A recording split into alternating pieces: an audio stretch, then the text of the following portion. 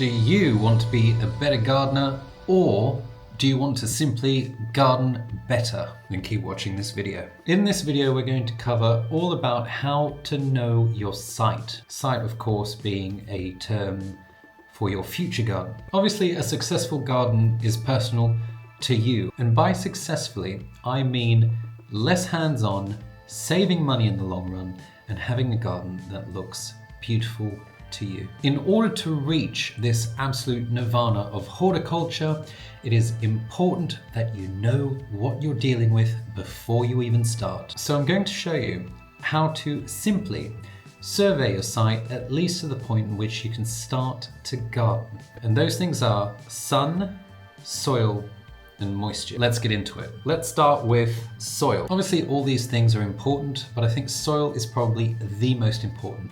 It doesn't matter if we have shade, it doesn't matter if we have loads of sun. Where your roots are is ultimately going to determine how good your plant is. In order to test our soil, I got two things. I got this soil testing kit, Rapid from our good friend Jeff Bezos. And I also got this. Looks simple, right? This is a soil tester 4-in-1 from a brand called Sonker. Again, from our good friend Jeff Bezos. Now, I'm going to preface this. This is not at all a sponsored video. I've not even got an affiliate link for these things. This I got because it was the only UK-based soil testing kit I could find on all of Amazon. And this I thought I would try for a laugh. All you have to do is stick this thing in the soil and it gives you 4 reads. And if we break soil down even further, I'm going to say it's nutrients, acidity, and the composition. This is going to help us understand the soil acidity that we're dealing with. It's going to help us understand the nutrient level. Before we start gardening, it is vital that you know your acidity. If you have dreams of growing these beautiful pink hydrangeas, then that's going to be very important. It'll also give us an indication as to if we need to add anything to our garden before we begin gardening. It's better that we do that up front rather than buy loads of plants and watch them die. As well, when it comes to nutrients, it is possible that we simply can understand that the overall nutrient quantity or quality of our garden should improve. However, doing a proper nutrient test will really pinpoint an issue. We might need a lot of something, but only a small amount of something else, in which case we can save money in the long run. Let's go and see how these things work. The first step will be this. You go outside and you find where you intend to garden. Now, if you've got a small garden, you most likely just do this in your garden, maybe where you plan to dig your borders, even in the middle. It should all relatively be the same. However, if you've got a large garden or a garden with lots of different zones, there's shady bits, there's really wet bits, and there's a couple of dry bits, you want to do this in each of those zones because they will all give you different readings. So we're behind the meadow and I wish to extend it maybe a foot. You can see that we've got turf here, okay? So we don't want that in our soil test. So as you can see, we've simply gone underneath and flipped that up and over. You see how we've got a couple of bits of grass cutting in there? Don't worry, we'll get that out. But it's important that we remove probably the top inch of our soil, and then we want to dig in about 3 to 4 inches, and that's what we're left with, okay? So that is the soil that is ripe and perfect for us to do our soil test. So this is the Rapid soil test kit from Amazon. You can see the different compartments there. You want to sieve your soil, get out any of the plant matter. Next thing you want to do is add water, 1 part soil to 5 parts water, give it a stir and leave it overnight. The next morning you should find something like this. Let's get our little cartridges out. So with the little squidgy that comes with this kit, you fill all the compartments, just like so. takes a while. Try and only take up the water from the top, don't get any of that soil from below. So it comes with these capsules. Now it's all color coded, so obviously this color orangey red goes with the potash. Now it does say that you can try and undo them with your hands, however I couldn't, so I used scissors, and you see what happens. So take this as a warning. So you only put these pills into the small compartment, okay? Just like that, try and get all the powder out. It kind of cakes and sticks into the little capsule, so you do have to kind of try and press it out. Once you've done all three, you give them a real vigorous shake, and then you wait exactly 10 minutes. And now we see what we have. So we can see our potash is deficient, our nitrogen somehow is adequate, and our phosphorus is also depleted. Acidity 6, 6.5, 5.5-ish. We're in the ballpark there. That's all good. There's this other thing that I bought, and we're going to try it so you don't have to. So this is supposed to measure soil moisture. It's supposed to measure pH. Those things we can test for quite easily, but it apparently also tests the nutrients, and it also tests the light. It comes with this handy set of instructions. Basically all we have to do, I've read, is we stick this in the soil and we flick the switch on the reading that we want, whether it be light, moisture, nutrients, or pH. And as a little bonus, it also comes with these. Quite cute. Let's put this one. What have we got? We've got a spade, we've got what looks like a spear, and we've got a rake. So this little thing off of Amazon comes with these. Maybe if you've got a pet that also wants to take up gardening, or you really want to start your baby off quite early. So there we are. Light, pH, moisture, and nutrients.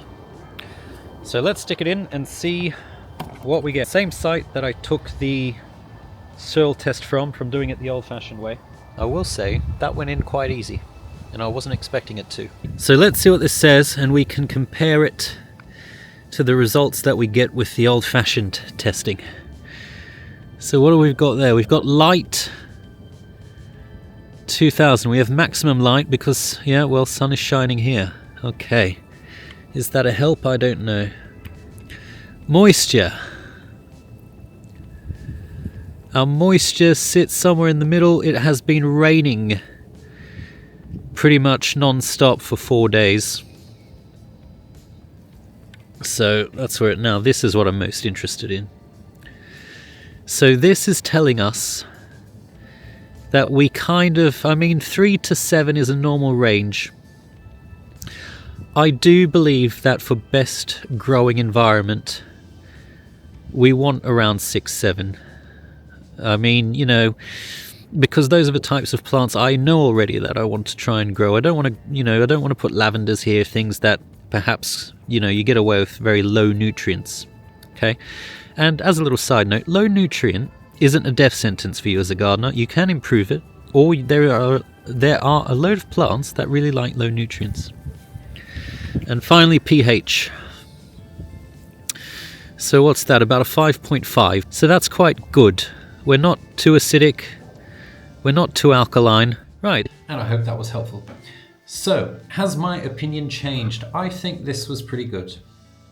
This did okay.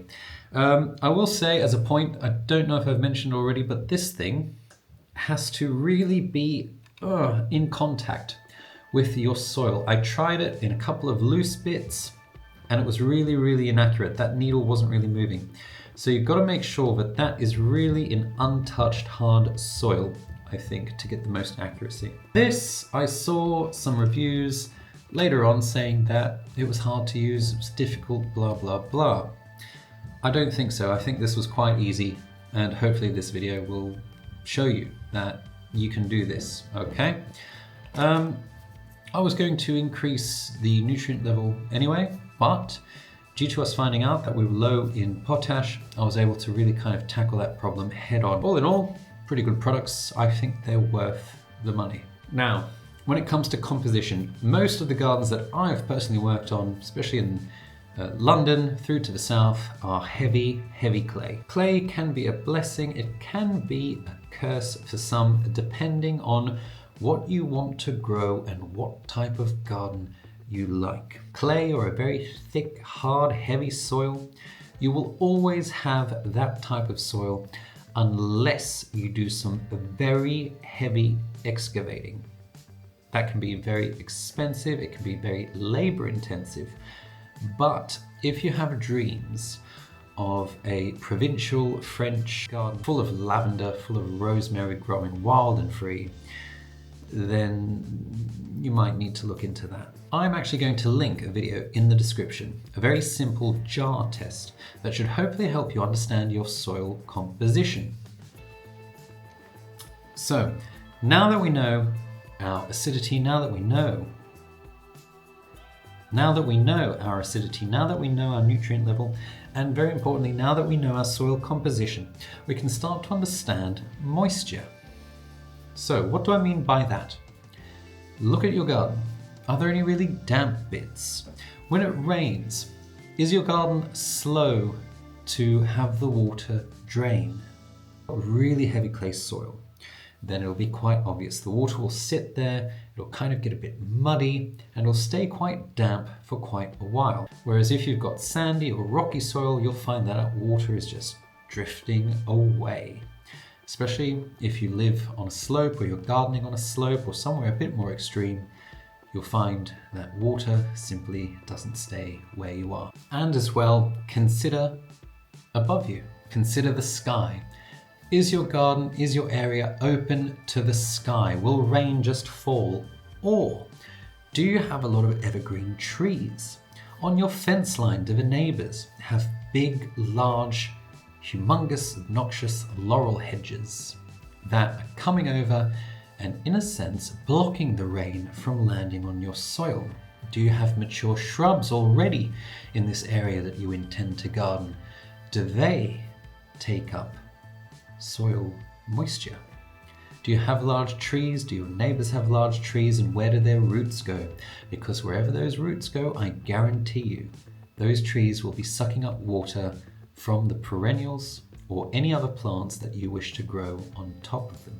Understanding your soil moisture and what is affecting it, be it trees of your own or your neighbor's trees or very large shrubs. Keep in mind those things have some very large roots and they want water. So this might affect where you want to place your borders. Where do you want to grow your plants? This could definitely have an influence on that decision. And lastly, sun or aspect. Let's cut away and see what I have to say about that. For the majority of Britain, what we're looking for are south-facing gardens. Now, every single one of us, or most of us at least, has one of these. And if you open your phone up, you'll see that you'll have a compass. So let's put our compass out, and we know that north is that way. If you don't have a compass, wake up early one morning and look to see where the sun is rising. That will be east. The thing that trips a lot of people up with this is to say, hold on, but my garden is pointing north, but you're calling it a south-facing garden. Well, exactly right. Walk towards north, turn around, and what way are you facing? You're facing south. That is what it means to be a south-facing garden. And why is it so desirable? Understand that the south-facing garden, the back fence, will be the most sunniest part of your garden, and the back of your house will be the shadiest. It will also mean that your front garden typically will be very, very, very sunny. So quite simple to do and well worth it. Make sure that you find out what situation your garden is in. Therefore, you can find the sunniest parts, they'll always be the south-facing parts, and you can find even the shadiest parts, that'll be the north-facing parts. And east to west is great too. Part sun to sun, pretty much. Two key factors to keep in mind when it comes to trying to figure out how sunny your site will be. trees, number one. If you've got evergreen trees, they will cast shade.